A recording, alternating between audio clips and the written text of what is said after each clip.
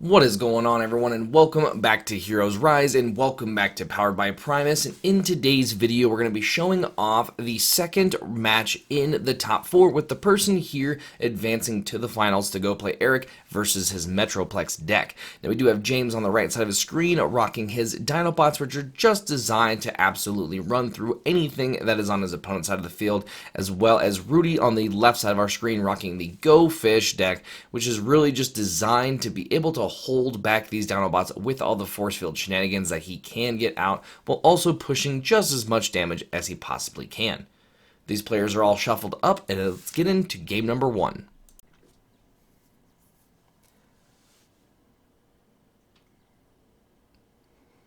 Looks like these players are going to be rolling to see who gets to go first. It's going to be off the screen here, so I'm not going to be able to tell you who's going to go first. We'll see who does draw it. It's landing in the crack there, and it goes off the table. Alright, it looks like they're going to be re-rolling these die. The one thing that's really cool about these die that James has is that they are, looks like they're probably die struck. They are very heavy, pure metal, which are really, really awesome. Alright, it looks like James is going to be going first. Let's see what he does plan to go with. My guess is he's going to probably be going with a early sludge here. It's a little too early to be giving up Grimlock, and Swoop is kind of in the same boat. Looks like he is flipping sludge there and probably decided who he wants to attack into. It might be nice here to go into Jetfire and get some early damage in before any shenanigans get to played, or even going after Scrapnel before Scrapnel does get to flip and only take 3 damage from combat, which is really, really nice for Rudy. Looks like he is getting in and attacking with sludge. Flipping quite a bit of orange there. It's definitely what his deck is designed to do. I can't quite tell who he is attacking. It looks like James is also opting to not go for that press the advantage, but it looks like Rudy here is deciding if he wants to go for that corner. It is a 1 of, and he does choose to get it, swapping that improvised shield out. Alright, it looks like he did go for that Scrapnel, getting some of that early damage in. Now, what'll happen with that is even if the Scrapnel does flip, he'll only be able to withstand 1 more attack versus possibly having to be able to survive 2 more attacks. Looks like he is going to be flipping that Scrapnel. Wow, that was really cool. I actually flipped that with the health token on there at the same time.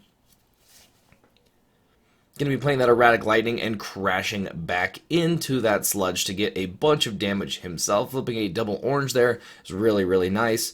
Now, neither of these players really have a lot of blues in their list. It looks like James does hold some rollouts and some dino-chomps, and then Rudy does have some rollouts as well in there. So this is definitely going to be a very aggro match. It should lead to some pretty quick games.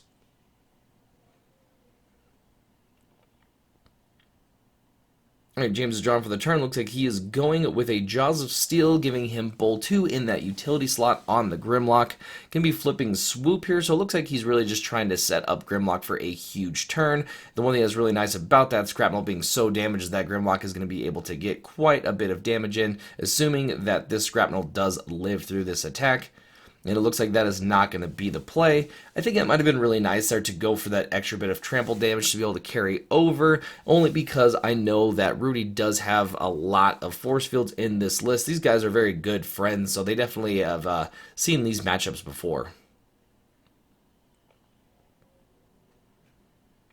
Looking through his scrap pile, meaning he's looking for either a Jetfire flip here to be able to pull something out of that scrap pile. It's one thing that Jetfire's really good at, especially in this list, and that's why Rudy calls it the Go Fish list, is that he gets to go fish for pretty much anything that he does want in the list. Going with a flamethrower there on the Chromia, hopefully being able to help him draw 2 additional cards. He did not flip for the turn for that, so we're not going to be seeing him draw any additional cards, but he is going to be getting in for some extra damage.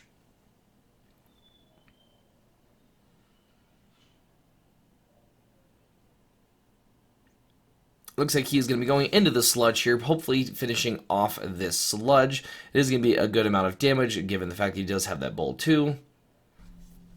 Alrighty, flipping here.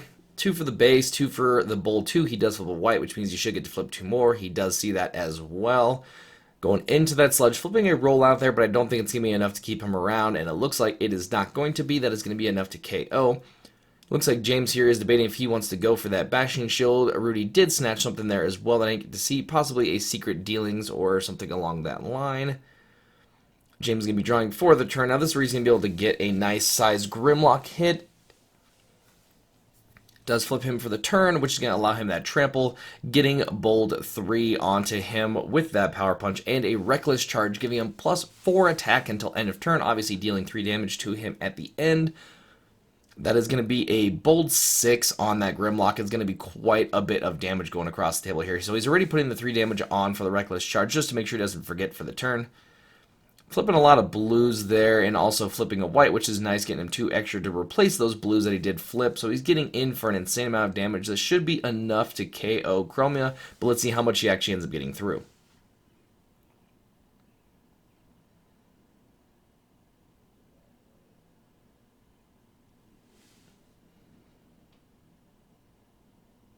Alright, so it was definitely enough to KO that Chromia and then also put a couple of damage points onto the Jetfire because Grimlock does have that built-in trample damage. It is one thing that's very, very powerful about Grimlock and why he's getting so much play, at least around in my area, because he can just do so much damage out of nowhere and you don't have to worry about playing a steamroll when it's already built into the character.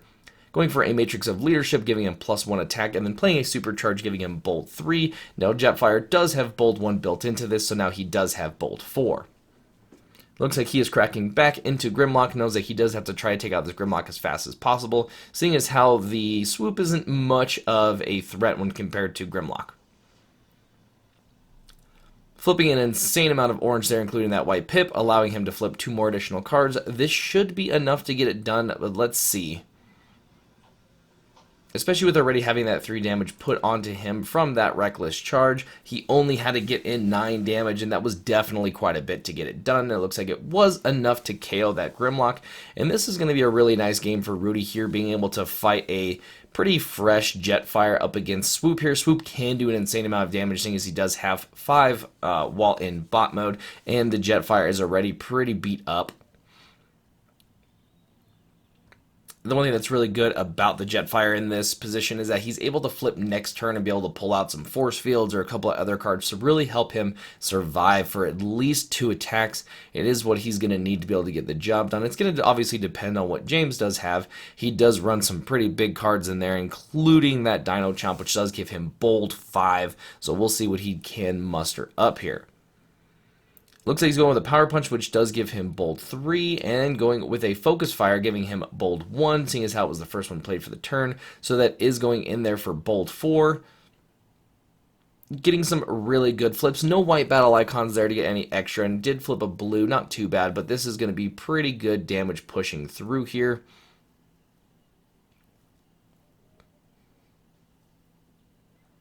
Now this is kind of the unfortunate part with taking so much damage, is now that Jetfire probably is going to have to be able to finish the game this turn, and that was probably something that James has been planning with his hand, making sure that he puts out just enough damage but does hold enough back so he can finish on the return crack.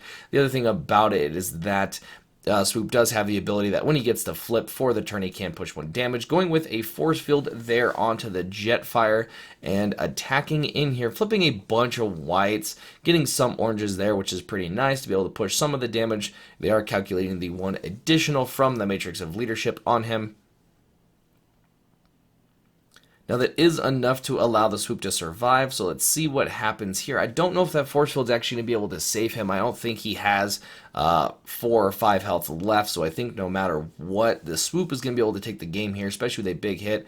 There's the rollout for the insta-flip to be able to move 1 damage counter over. That is definitely going to put him out of that force field range. They already know what the game is looking like, and they scoop and go into game number 2 with James taking game number 1. Alrighty, it looks like these players are now all shuffled up. We're going into game 2, going for some cuts here. Let's see who decides who gets to go first. Obviously, with Rudy losing the first round, he gets to choose who gets to go first. So my guess, he's probably going to choose to go first here. And it looks like he does, being able to get that Scrapnel flipped and protected and get in there, most likely going after Grimlock. But let's see who he does evaluate as his target for attack number 1 here. Looks like he is deciding as well. Flipping a white battle icon there is nice to get that extra damage. Looks like he was going into Sludge.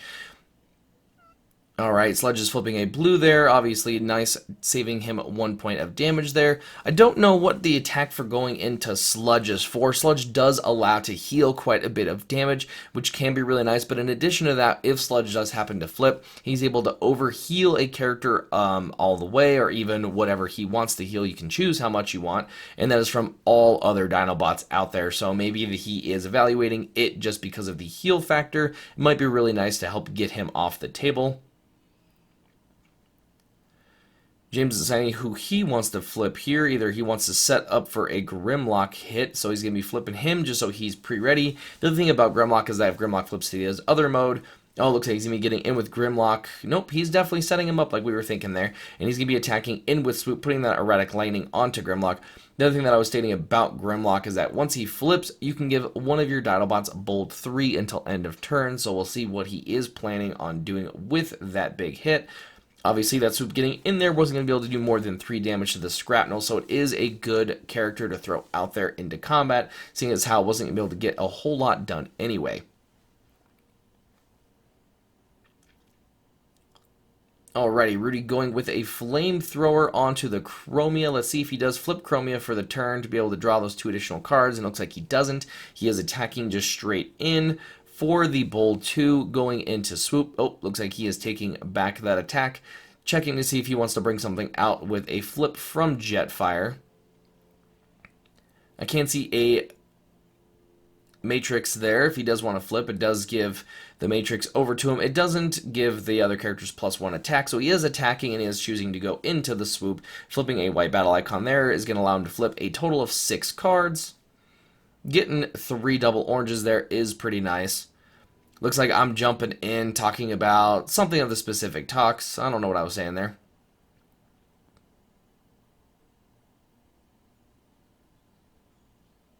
Alright, so Chromia getting in for a bunch of damage, and it looks like it isn't going to be enough to take out the Swoop. We do have... Yep, really, really close on that damage count, though. That's crazy. Really, really, really nice flip off of just a bold 2 on Chromia, which is awesome. James is going to be going for the turn, drawing for the turn. I did see that he did draw a supercharge, which is obviously really nice, giving him bold 3. Looks like he is evaluating something else in his hand. I can't quite see what he's got going on there.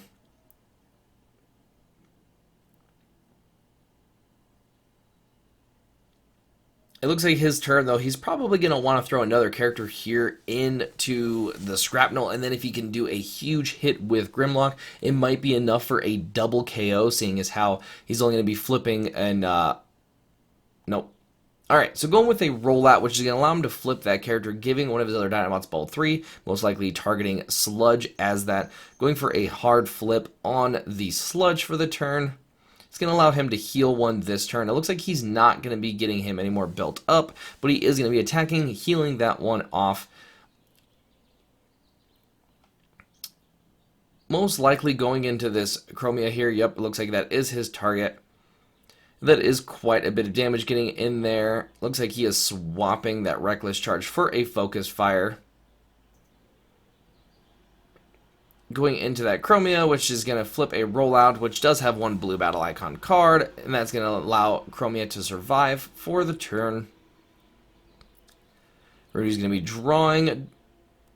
See quite a bit of good stuff in his hand here. It's going to be really interesting to see what he does go for. My guess is he's going to be trying to take out this Sludge. I feel like between the Sludge and the Swoop, that's probably the better target to go for, especially how the Sludge now is in the perfect position to be able to flip and possibly heal that Swoop up. So we'll see what he does choose to go with. Obviously going through his scrap pile here, evaluating what he does have in there, and see if that Jetfire can pick anything up. It's been really unfortunate for Rudy that he hasn't really been able to find anything good out of that scrap pile to be able to pick anything up.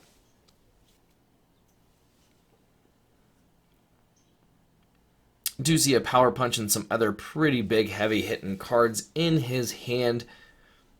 Do see an Erratic Lightning there, which is really nice as well.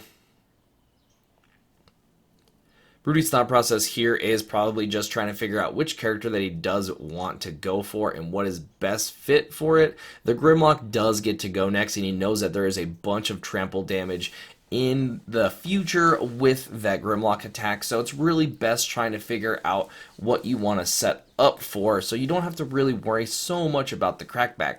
Again, not having a force field within reach right now is really, really unfortunate. I would love to see him have that card right now.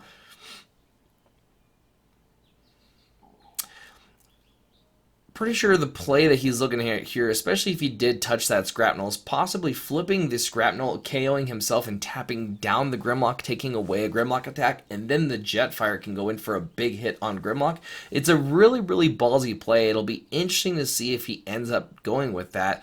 Rudy is definitely the kind of person who would go all in, and I absolutely love it. So we'll see what he chooses to do here, because if he does go for that play, it is probably either going to win him the game or lose him the game, which is really, really fun, and it's a really fun part about Scrapnel. Now, it looks like he did play the erratic landing on the Jetfire, so my thought process is that he is going to be going for this big play here. Oh, I'm actually really excited to see how this is going to turn out here. This is really cool. He's ready for it. Looks like they're chatting as well about the outcome of the play. And again, if he does tap him down, he is going to either have to go after Grimlock or just still KO Swoop and just remove an attack from Grimlock, and then they'll get to straight, and Grimlock will still get his hit, but there won't be another character out. It looks like he did choose to go for the play, and he is going to be attacking. Let's see who he does choose to go into. He does have Bold 1 built into the Jetfire, so that is going to be quite a bit of damage coming out here. I think he really needed that double orange there. That's the math that they were working behind. He was upset, or maybe possibly wanting to flip a white battle icon card is the possible play, but it is not going to be enough to KO this Grimlock here, but that was an extremely, extremely close hit. He was 2 off from being able to do it. If he would have flipped a white battle icon card there, he would have been able to get it done, and looking at Rudy's list, he has quite a bit of white, so that is a very, very unfortunate attack. Really cool play. If that would have worked out, that would have been absolutely amazing. I'm not going to lie. That is one of the really fun parts about Scrapnel, is that he can sacrifice himself to his own ability to be able to tap down a character. So it looks like Grimlock's going to be flipping here. The good part is that he did get 10 free damage onto that Grimlock, essentially. Grimlock going with a supercharge here, allowing him to get an insane amount of damage. Probably going to be choosing to go after RC if he does go for the flip. Playing a field communicator, holy crap, getting another supercharge off the top. This Grimlock is going to be crashing in for an insane amount of damage. Getting quite a bit of double oranges as well. They're not getting a white battle icon card, which is interesting, especially as many as flipping as that. This is definitely going to be enough to take out the Chromia and is going to move quite a bit of damage over to this Jetfire.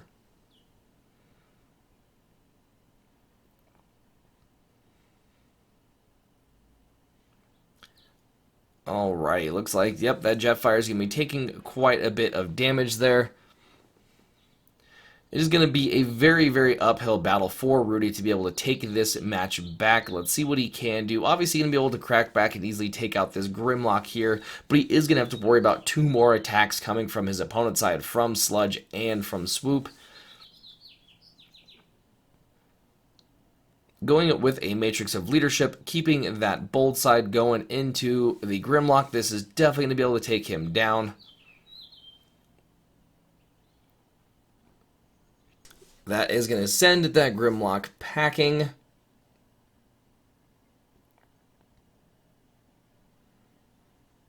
Looks like they move the damage counters from there. Swoop is going to be able to get in here. Got double focus fire, giving Bold 3.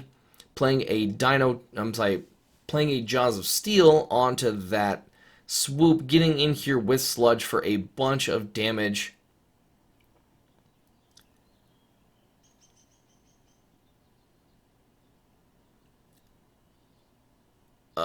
It looks like they're either going, this game is definitely over. Yep, looking for a force field, and it's not going to be enough, obviously, to save him. They were looking to see where the remainder of the force fields were. Is definitely what I was saying, is that it was very unfortunate that he didn't see a force field at all. It looks like they were all at the bottom of his deck. Very unfortunate for Rudy. This does make James advance to the finals, where he's going to be playing Eric for that Metroplex matchup for the win, the trophy, and all of those fancy prizes to come. We will get into that match later on today.